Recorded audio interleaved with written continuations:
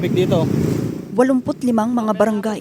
Ganito karami ang bilang ng mga binahang barangay sa probinsya ng Pangasinan. Dulot yan ng nagdaang bagyo at mas pinalakas na epekto ng southwest monsoon o hanging habagat.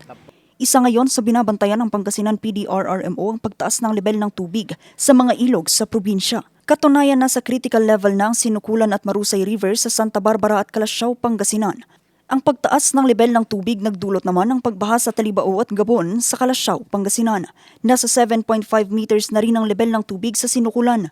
Isinara rin pansamantala ang ilan sa mga kalsada sa probinsya dahil sa pagguho ng lupa. Sa pinakahuling tala ng Pangasinan Provincial Disaster Risk Reduction and Management Office, aabot na sa 34,000 na pamilya mula sa 123 na barangay ang apektado ng pag-uulan.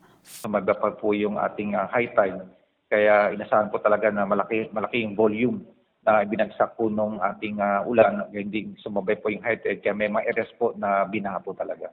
Samantala 31 barangay naman sa Dagupan City ang nakakaranas ng pagbabaha, kabilang sa mga binaha ang ilang bahagi ng Old Venecia Highway. Ang tingin ko po dito, estimate ko mga above ankle po ang tubig baha po dito. So far, tingin ko po kaya po ang tricycle. Sa kabila ng sitwasyon, nakaantabay ang mga rescuer ng PDRRMO kasama ang response cluster sa Central Office sa Burgos at mga satellite office sa San Nicolas at Tayug.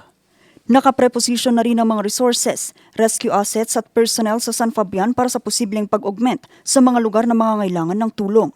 Hinikayat naman ng PDRRMO ang mga residente, lalo na ang mga nasa flood-prone at tabing ilog na lugar na manatiling mapagmatsyag, subaybayan ang mga opisyal na abiso at sumunod sa mga panuntunan ng lokal na pamahalaan.